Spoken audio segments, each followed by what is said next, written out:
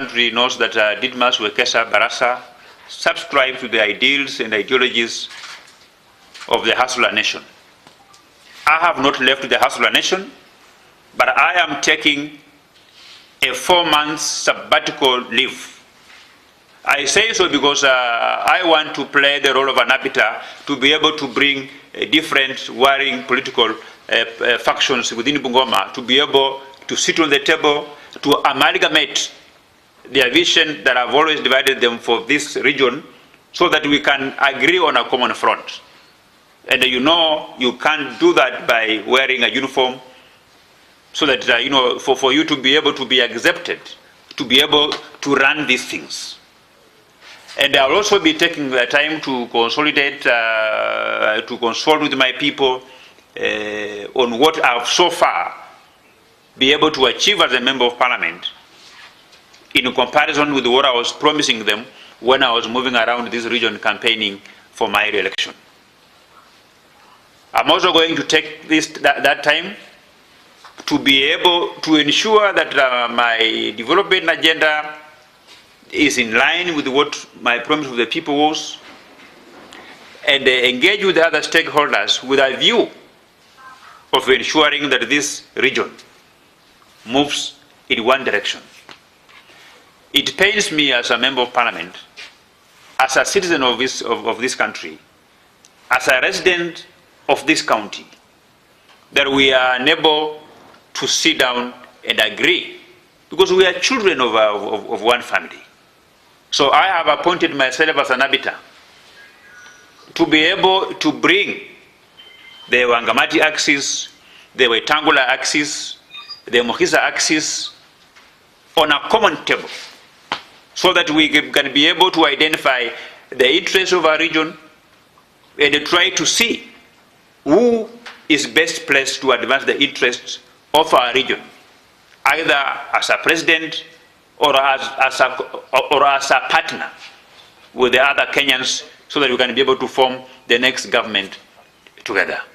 So that's basically what I wanted to brief to you. That is the big news that I have offered myself as an arbiter. I am taking a sabbatical leave for 4 months from high octane of national politics to be able to focus on my constituency. Once my constituency is all realigned, I will also be multitasking by also engaging the political leaders of this country. If Raila Odinga and Uhuru Muigai Kenyatta were able to speak together through the handshake, I still believe that we have room, that the political confusion that we have so far seen in my county, Bungoma, where we have more than 4 political factions that are always talking to each other, that we can be able to agree and kill 3 factions, so that we only have 1 faction or at most 2 factions. And what we are going to do is that I'm open to this dialogue. I want to remind the people of Bungoma that I am committed. I'm driven by the desire to see this country achieve her economic goals. I have a desire to see this country achieve her political goals. And I've said that let me take the initiative. I'm the only person who is entering this type of negotiations and attempt to bring together all these warring factions with a good heart. Because I believe from where I sit, I have no competing political interests with Honorable Moses Wetangula. I have no political competing interests with Wycliffe Wafula Wangamati. I have no political competing interests with Dr. Muhisa Kitui. So despite my age, I want to be the first person to attempt to bring all these warring factions together. And I know I will succeed because, largely because we are all driven by the desire for economic transformation of our region, for economic transformation of our people, and for the prosperity of this country.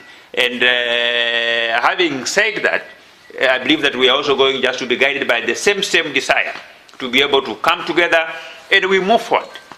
I don't want to be, when I'm walking on the road, people are asking me, do you belong to Wangamati axis? Do you belong to a Tangula axis? Do you belong to Muhisa axis? So don't begin to ask me questions when you see me tomorrow having a meeting with Wetangula, when you see me tomorrow having a meeting with Wafula Wangamati and his axis of Athanas Wafula Mnya and David Smiyu, when you see me tomorrow talking with Mukisa Kitui, when you see me speaking with Honorable Musalia Mudavadi, it is my desire to see them come together.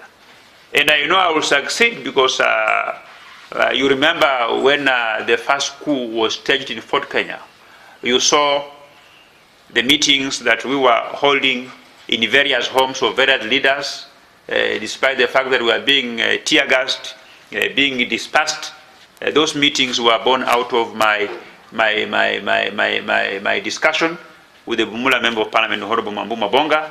So I know it is possible that we can draft an agenda for our region, drive it, so that at the end of the day, that faction that will not be with us, we will combine our efforts and ensure that that faction disappears in thin air, in debris, before the 2022 elections are held. Thank you. Question. You are aligned to the UDA, but we've seen UDA using all the